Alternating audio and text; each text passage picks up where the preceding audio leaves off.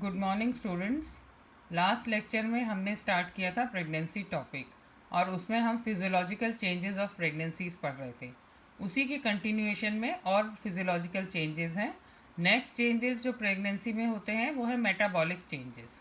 Metabolism pregnancy में increase हो जाती है। And what do you mean by metabolism? Metabolism means both constructive activities as well as destructive, anabolism and catabolism. Catabolism increases, there is destruction of food and there is production of energy. Because more energy is required in pregnancy, so catabolism increases. Anabolism means formation of nutritive products, which is required for the fetus and mother both. So, because metabolism is increased to provide for growth of fetus and placenta, increased growth of the uterus, increased growth of support systems, preparation for lactation. And these metabolism, now protein metabolism, there is a positive nitrogenous balance throughout pregnancy. At term, the fetus and placenta contains about 500 grams of protein. So, more protein is produced. Also, maternal uterus and breasts use much protein in growing tissues and storage occurs for lactation.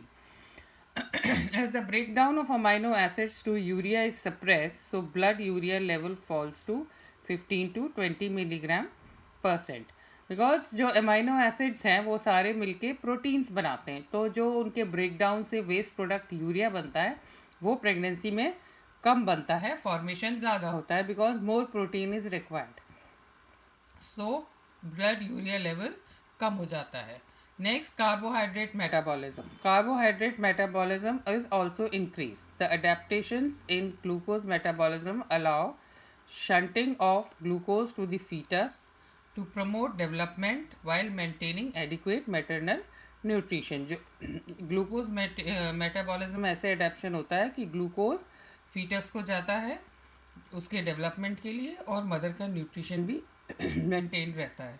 Insulin secreting pancreatic beta cells undergo hyperplasia resulting in increased insulin secretion and increased insulin sensitivity in early pregnancy, followed by progressive insulin resistance. Pregnancy is diabetogenic and calorie need is slightly increased. Insulin levels are increased in both the fasting and postprandial states in pregnancy.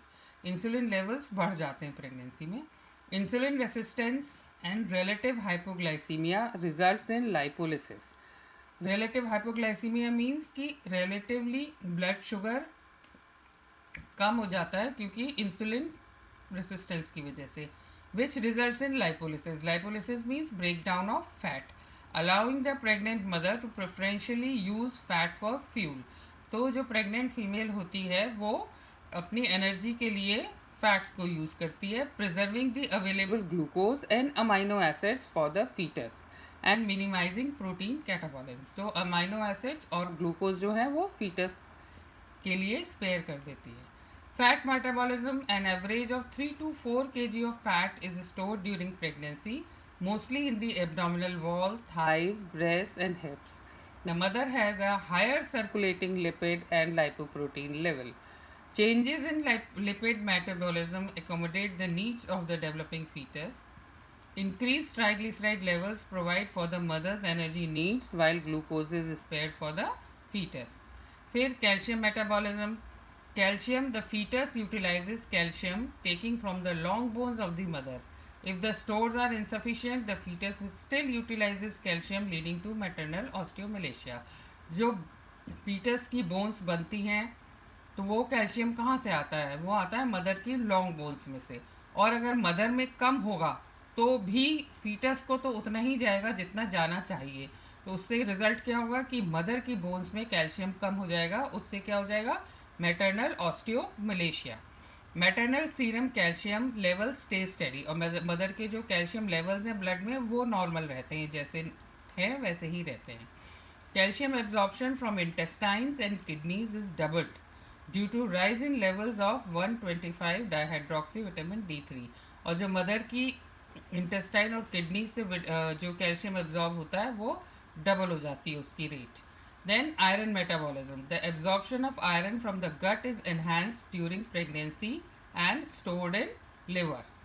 Total iron requirement during pregnancy is estimated approximately 1000 milligram, mostly limited to the third trimester. Iron is mostly passed to the fetus in the last weeks of pregnancy.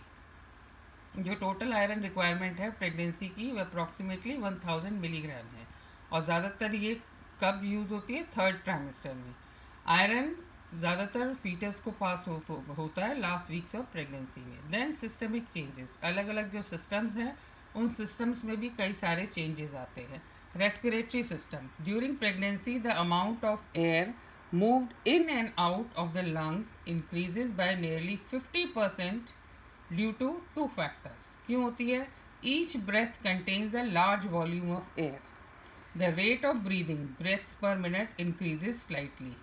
Raised progesterone levels increase respiratory rate. Then urinary system. Urinary system में क्या होता है? Kidney, there is dilatation of ureter, renal pelvis and calyces. Kidneys enlarge in length by 1 centimeter. Kidney के ureter, renal pelvis और calyces सब dilate हो जाते हैं और किडनी की भी साइज लेंथ 1 सेंटीमीटर बढ़ जाती है. Renal function, renal plasma flow, glomerular filtration rate GFR and tubular reabsorption increases by 30 to 50%. There is fall in maternal plasma levels of creatinine, blood urea nitrogen and uric acid. Lower urine tract में bladder more irritated as growing uterus pushes on it. Ureters longer, wider, lower tone because of progesterone effects. Stasis in ureter and pelvis of kidney में lead to infection. Stasis means कि dilatation की वजह से उसमें urine धीरे धीरे flow होता है, तो यूरेटर में और किडनी में पेल्विस, किडनी की पेल्विक एरिया जो होता है पेल्विस में, वहाँ पे यूरिन का कलेक्शन हो जाता है, स्टेसिस हो जाता है, तो उससे क्या होता है, इन्फेक्शन के चांसेस बढ़ जाते हैं. तो यूरिनरी ट्रैक्ट इन्फेक्शन के चांसेस प्रेगनेंसी में इसी वजह से बढ़ते हैं. Alimentary system, teeth are more susceptible to spreading caries and gingivitis because of increased cortisol levels. Pregnancy में increased cortisol levels होते हैं, इसकी वजह से टीथ में caries और गम्स में स्वेलिंग के चांसेस बढ़ जाते हैं.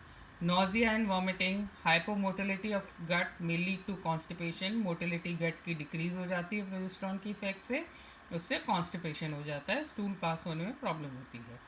Hypochlorhydria, regurgitation of alkaline chyle into stomach, slow emptying of gallbladder, increased gastroesophageal reflex. तो ये तो सारे थे फिजियोलॉजिकल चेंजेस जो नॉर्मली प्रेगनेंसी में होते हैं. अब हैं हम नेक्स्ट हम तुमको बताएंगे स्टेजेस ऑफ प्रेगनेंसी. प्रेगनेंसी कितने 40 वीक्स की होती है और उसको हम 3 स्टेजेस में डिवाइड करते हैं. उनको ट्राइमेस्टर्स कहते हैं, 3 ट्राइमेस्टर्स. और एक ट्राइमेस्टर 3 महीने का होता है. First trimester up to 12 weeks. The uterus, इसमें क्या होता है, uterus will grow to the size of a lemon by 8 weeks. Many symptoms and discomforts of pregnancy like nausea, morning sickness and tender breast appear in the first trimester. Second trimester होता है 13 से 28 weeks के बीच में. By the end of the second trimester, the expanding uterus has created a visible baby bump. मतलब पेट दिखाई देने लगता है, उसको baby bump कहते हैं. Although the breasts have been developing internally since the beginning of the pregnancy, most of the visible changes appear after this point. Most women feel more energized in this period and begin to put on weight as the symptoms of morning sickness subside and eventually fade away.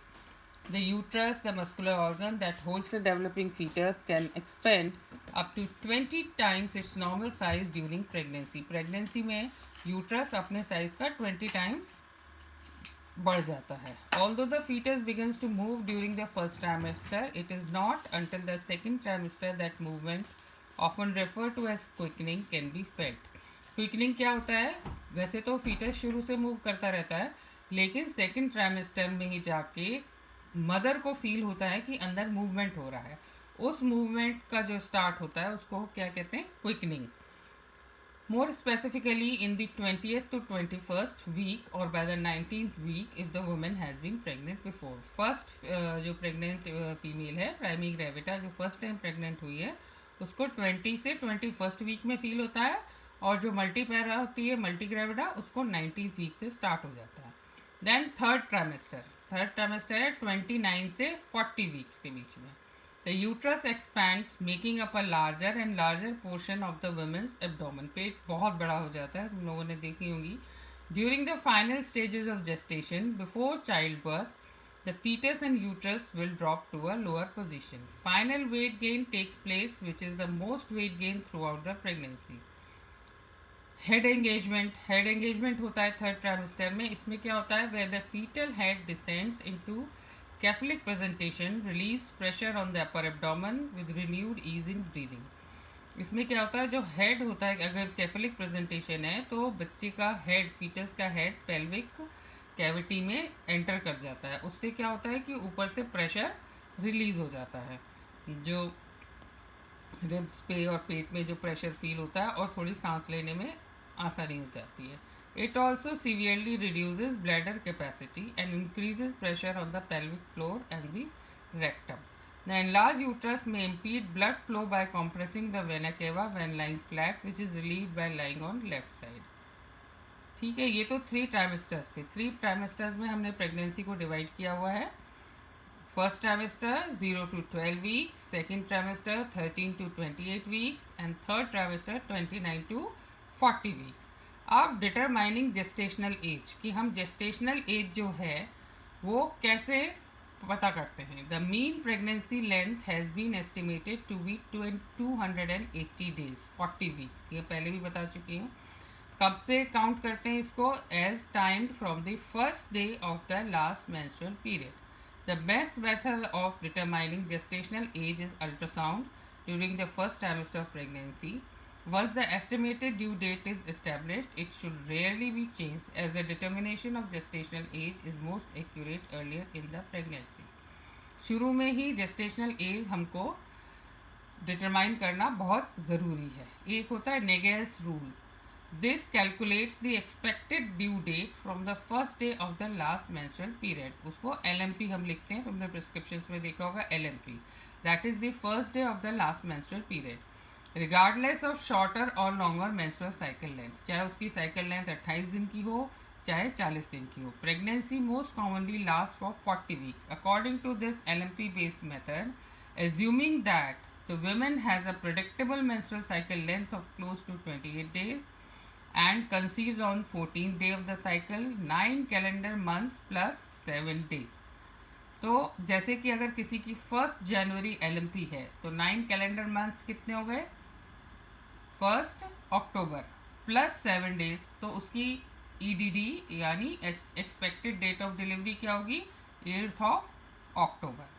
The average time to birth has been estimated to be 268 days, 38 weeks and 2 days from ovulation, with a standard deviation of 10 days.